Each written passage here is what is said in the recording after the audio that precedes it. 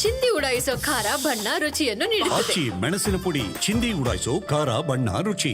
ನಿಧಾನವಾಗಿ ಮತ್ತೆ ಹೆಚ್ಚಾಗ್ತಾ ಇದೆ ಕೊರೋನಾ ಸೋಂಕು. ಇವತ್ತಿನಿಂದ ರಾಜ್ಯದಲ್ಲಿ ಮತ್ತೆ ಕೋವಿಡ್ ಟೆಸ್ಟಿಂಗ್ ಆರಂಭವಾಗ್ತಾ ಇರೋದು. ಕೊರೋನಾ ಕಡಿವಾಣಕ್ಕಾಗಿ ಆರೋಗ್ಯ ಇಲಾಖೆ ಈಗಾಗಲೇ ಹೈ ಅಲರ್ಟ್ ಆಗಿದೆ. ಅನೇಕ ಸೂಚನೆಗಳನ್ನು ಕೊಟ್ಟಿದೆ, ಮಾರ್ಗಸೂಚಿಗಳನ್ನು ಬಿಡುಗಡೆ ಮಾಡಿದೆ.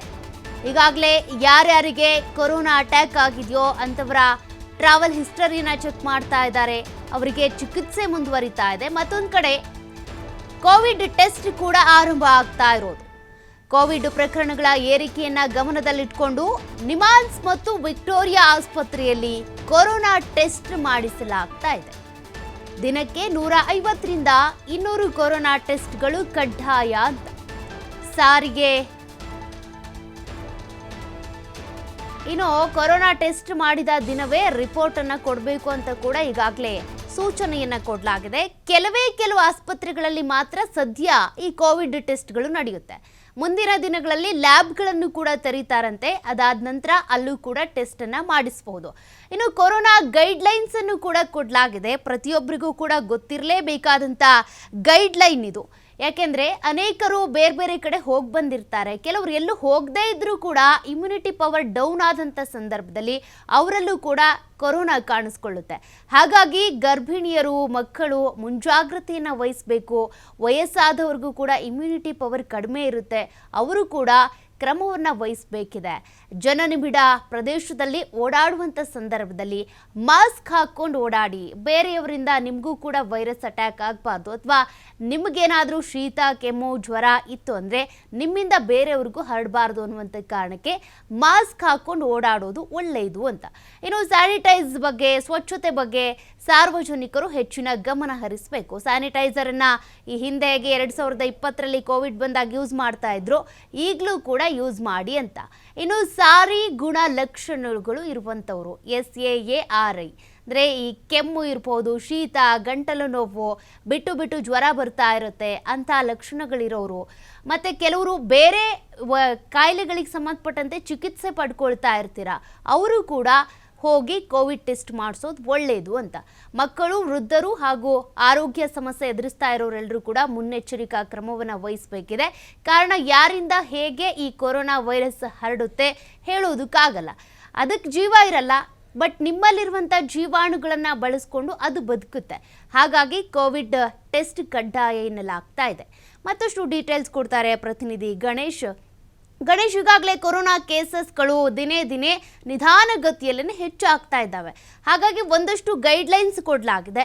ಈಗ ಪರೀಕ್ಷೆಗೆ ಅಂತ ಬಂದಾಗ, ಕೋವಿಡ್ ಟೆಸ್ಟ್ ಮಾಡಿಸ್ಬೇಕು ಅಂತ ಬಂದಾಗ ಏನು ಗೈಡ್ಲೈನ್ಸ್ ಇದೆ, ದಿನಕ್ಕೆ ಎಷ್ಟು ಜನ ಕೋವಿಡ್ ಟೆಸ್ಟ್ ಮಾಡಿಸ್ಬೇಕಾಗುತ್ತೆ, ಎಲ್ಲೆಲ್ಲಿ ಈ ಕೋವಿಡ್ ಸೆಂಟರ್ ಈಗ ಓಪನ್ ಆಗ್ತಾ ಇರೋದು? ಸೌಖ್ಯ ಮುಖ್ಯವಾಗಿ ಬೆಂಗಳೂರು ಸೇರಿದಂತೆ ರಾಜ್ಯದಲ್ಲಿ ಈಗಾಗಲೇ 38 ಕೇಸ್ಗಳು ಸಕ್ರಿಯವಾಗಿ ಇರುವಂಥದ್ದು. ನಿನ್ನೆ ಒಂದೇ ದಿನ ಕೋವಿಡ್ನಿಂದ ಏನು ವೈಟ್ಫೀಲ್ಡ್ನಲ್ಲಿರುತ್ತಾ ವೈಟ್ಫೀಲ್ಡ್ನ ನಿವಾಸಿ 85 ವರ್ಷದ ವಯೋವೃದ್ಧರೊಬ್ಬರು ಸಾವನ್ನಪ್ಪಿರುವಂಥದ್ದು. ಹಾಗಾಗಿ ಇವತ್ತು ಸರಿಸುಮಾರು ಇವತ್ತಿಂದ ಟೆಸ್ಟ್ ಆರಂಭ ಆಗುತ್ತೆ. ದಿನನಿತ್ಯ 100ರಿಂದ 150ರಿಂದ 200 ಸ್ಯಾಂಪಲ್ಗಳನ್ನು ಕಲೆಕ್ಟ್ ಮಾಡುವಂಥದ್ದು, ಟೆಸ್ಟ್ಗಳನ್ನು ಮಾಡಬೇಕು ಅನ್ನುವಂತಹ ಆದೇಶ ಈಗ ಸರ್ಕಾರದಿಂದ, ರಾಜ್ಯ ಆರೋಗ್ಯ ಇಲಾಖೆಯಿಂದ ಕೂಡ ಸುತ್ತಲೇ ಬಂದಿರುವಂಥದ್ದು. ಬೆಂಗಳೂರಿನಲ್ಲಿ ನಾವು 2 ಕಡೆ ಅಂತಂದರೆ ನಿಮಾನ್ಸ್ನಲ್ಲಿ ನಾವು ಒಂದು ಕಡೆ ನೋಡ್ಬೋದು. ಮುಖ್ಯವಾಗಿ ನಿಮಾನ್ಸಿನ ನ್ಯೂರೋ ಸೈನ್ಸ್ ಡಿಪಾರ್ಟ್ಮೆಂಟಲ್ಲೂ ಕೂಡ ಕೋವಿಡ್ ಟೆಸ್ಟ್ ನಡೆಯುತ್ತೆ. ಅದ್ರ ಜೊತೆಗೆ ವಿಕ್ಟೋರಿಯಾ ಆಸ್ಪತ್ರೆಯಲ್ಲಿರುವಂತಹ ಅಂದರೆ medical science VDR department, microbiology ಡಿಪಾರ್ಟ್ಮೆಂಟಲ್ಲೂ ಕೂಡ ಕೋವಿಡ್ ಟೆಸ್ಟ್ ಪ್ರಕ್ರಿಯೆ ಆರಂಭ ಆಗುತ್ತೆ. ಅಂತಂದರೆ ಬೇರೆ ಹಾಸ್ಪಿಟಲ್ಗಳಲ್ಲಿ ಬೇರೆ ಕಡೆ ಈಗ ವಾಣಿ ವಿಲಾಸದಲ್ಲಿ 3 ಮಗುಗೆ ಈಗಾಗಲೇ ರಾಜ್ಯದಲ್ಲಿ 3 ಮಗು ಬಂದರೆ ವಾಣಿ ವಿಲಾಸದಲ್ಲಿ 1 ಮಗು 9 ತಿಂಗಳ ಮಗು ಕೂಡ ಈಗ ಕೋವಿಡ್ ಪಾಸಿಟಿವ್ ಬಂದಿರುವಂಥ ನೆಲೆಯಲ್ಲಿ ವಾಣಿ ವಿಲಾಸ ಬೇರೆ ಸರ್ಕಾರಿ ಹಾಗೂ ಖಾಸಗಿ ಆಸ್ಪತ್ರೆಯಲ್ಲಿ ಟೆಸ್ಟಿಂಗನ್ನು ಆರಂಭ ಮಾಡಲಾಗುತ್ತೆ. ಅಲ್ಲಿ ಬಂದಿರುವಂಥ ಸ್ಯಾಂಪಲ್ಗಳನ್ನು ಕೂಡ ಇಲ್ಲಿ ಕಲೆಕ್ಟ್ ಮಾಡಿ ಪಾಸಿಟಿವ್ ಇದೆಯಾ, ನೆಗೆಟಿವ್ ಇದೆಯಾ ಅಂತಂದರೆ ಮುಖ್ಯವಾಗಿ ಹೆಂಗೆ RNA ಎಕ್ಸ್ಟ್ರಾಕ್ಷನ್ ಕಿಟ್ಸ್ ಮತ್ತು ಹಾಗೆಯೇ PCR ರಿಯಾಕ್ಷನ್ ಏನಿರ್ತದೆ, ಆ ಥರದೊಂದು ಟೆಸ್ಟ್ ಅಥವಾ ಉಪಕರಣಗಳೇನಿರ್ತವೆ ಅದರ ಮುಖಾಂತರ ಕೋವಿಡ್ ಪಾಸಿಟಿವ್ ಇದೆಯಾ, ನೆಗೆಟಿವ್ ಇದೆ ಅನ್ನೋದು ಕೂಡ ಪ್ರಕ್ರಿಯೆ ನಡೆಯುತ್ತೆ. ಈಗಾಗಲೇ ಸುಮಾರು ವಾಣಿ ವಿಲಾಸದಲ್ಲಿ ಹಾಗೇನೆ ಅದರಲ್ಲೂ ಕೂಡ ವಿಕ್ಟೋರಿಯಾ ಆಸ್ಪತ್ರೆ ಹಾಗೇನೆ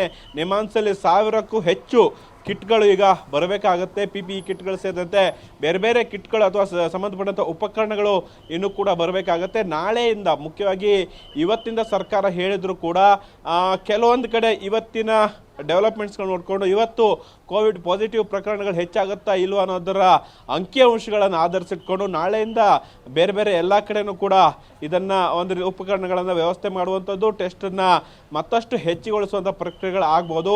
ಆರೋಗ್ಯ ಇಲಾಖೆ ಅಧಿಕಾರಿಗಳು ನೀಡುವಂಥ ಮಾಹಿತಿ ಪ್ರಕಾರ ಇವತ್ತು ನಿಮಾನ್ಸ್ ಹಾಗೇನೆ ವಿಕ್ಟೋರಿಯಾ ಆಸ್ಪತ್ರೆಯಲ್ಲಿ ಬೆಂಗಳೂರಲ್ಲಿ ಸ್ಯಾಂಪಲನ್ನು ಕಲೆಕ್ಟ್ ಮಾಡಲಾಗ್ತಾ ಇದೆ. ಈ ಸದ್ಯದ ಮಟ್ಟಿಗೆ ಯಾವುದು ಕೂಡ ಪಾಸಿಟಿವ್ ಬಂದಿಲ್ಲ, 2 ಪ್ರಕರಣಗಳು ನೆಗೆಟಿವ್ ಇದೆ ಅನ್ನುವಂಥ ಮಾಹಿತಿ ಇದೆ. ಇನ್ನು ನಾಳೆಯಿಂದ ಬೇರೆ ಬೇರೆ ಬೋರಿಂಗ್ ಆಸ್ಪತ್ರೆಯಲ್ಲೂ ಕೂಡ ಟೆಸ್ಟಿಂಗ್ ಆರಂಭ ಆಗುತ್ತೆ. ಹಾಗೆಯೇ ಪ್ರೈವೇಟ್ ಪ್ರಮುಖವಾದಂಥ ಖಾಸಗಿ ಆಸ್ಪತ್ರೆಗಳಲ್ಲೂ ಕೂಡ ಸಾಕಷ್ಟು ಪ್ರಕರಣಗಳು ಅಂತಂದರೆ ಕೆಮ್ಮು, ಜ್ವರ, ಶೀತ, ನೆಗಡಿ ಈ ಥರದೊಂದು ಫೀವರ್ ಸಿಂಟಮ್ಸ್ ಇಟ್ಕೊಂಡು ಬಂದಂಥವ್ರು ಟೆಸ್ಟಿಂಗಿಗೆ ಬಂದಂಥವರ ಪ್ರಕ್ರಿಯೆ ಕೂಡ ಇರುವಂಥ ಹಿನ್ನೆಲೆಯಲ್ಲಿ ಅಂಥವ್ರನ್ನೂ ಕೂಡ ಕೋವಿಡ್ ಟೆಸ್ಟಿಗೆ ಒಳಪಡಿಸಬೇಕಾ ಬೇಡ ಅನ್ನೋದ್ರ ಬಗ್ಗೆ ಈಗಾಗಲೇ ತಜ್ಞರ ಸಮಿತಿ ಒಂದು ರೀತಿಯಲ್ಲಿ ಚರ್ಚೆಯನ್ನು ಮಾಡ್ತಾರೆ ಅಂತ ಹಿನ್ನೆಲೆಯಲ್ಲಿ ನಾಳೆಯಿಂದ ಕೂಡ ಅದು ಕೂಡ ಮತ್ತಷ್ಟು ಜಾಸ್ತಿ ಆಗ್ಬೋದು. ಈಗಾಗಲೇ ಟೆಕ್ನಿಕಲ್ ಕಮಿಟಿ ಕೂಡ, ಟೆಕ್ನಿಕಲ್ ಅಡ್ವೈಸರಿ ಕಮಿಟಿ ಏನಿದೆ ಅದು ಕೂಡ ಒಂದು ರೀತಿಯಲ್ಲಿ ಸಭೆಗಳನ್ನು ಮಾಡ್ತಾ ಇದೆ. ಆರೋಗ್ಯ ಇಲಾಖೆ ಕೂಡ ಸರಣಿ ಸಭೆಗಳನ್ನು ಮಾಡ್ತಾ ಇದೆ. ಹಾಗಾಗಿ ನಾಳೆ ಮತ್ತು ನಾಡಿದ್ದು ಬುಧವಾರದವರೆಗೂ ಕೂಡ ಅಂದರೆ ನಾಳೆಯಿಂದ 3 ದಿನಗಳ ಕಾಲ ಕೋವಿಡ್ ಟೆಸ್ಟ್ ಪಾಸಿಟಿವ್ ನೆಗೆಟಿವ್ ಸಂಬಂಧಪಟ್ಟಂತೆ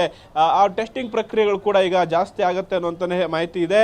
ಒಟ್ಟಾರೆ ಏನಂತಂದರೆ ಈಗ ಸದ್ಯದ ಮಾಹಿತಿ ಪ್ರಕಾರ ಬೆಂಗಳೂರು ಸೇರಿದಂತೆ ರಾಜ್ಯದಲ್ಲಿ 38 ಕೇಸ್ಗಳೀಗ ಸಕ್ರಿಯವಾಗಿದೆ. ಆದರೆ ಇದು ಎಕ್ಸ್ಟೆಂಡ್ ಆಗುತ್ತಾ ಅಥವಾ ಇನ್ನಷ್ಟು ಜಾಸ್ತಿ ಆಗುತ್ತಾ ಅನ್ನುವಂಥದ್ದು ಕೂಡ ಇನ್ನು ಸದ್ಯ ಒಂದು ಚರ್ಚೆ ಹಂತದಲ್ಲಿರುವಂಥ ಅಥವಾ ಆ ಪ್ರಕರಣಗಳು ಯಾವುದು ಕೂಡ ಇನ್ನು ಕಂಡು ಬಂದಿಲ್ಲ. ಹಾಗಾಗಿ ಇವತ್ತಿನ ಸಂಜೆಯ ಒಂದು ರಿಪೋರ್ಟನ್ನು ಆಧರಿಸಿ ಸರ್ಕಾರ ಮುಂದಿನ ನಡೆಯನ್ನು ಇಡಲಿದೆ. ಸೌಖ್ಯ. Okay, thank you Ganesh ಡೀಟೇಲ್ಸ್ಗೆ.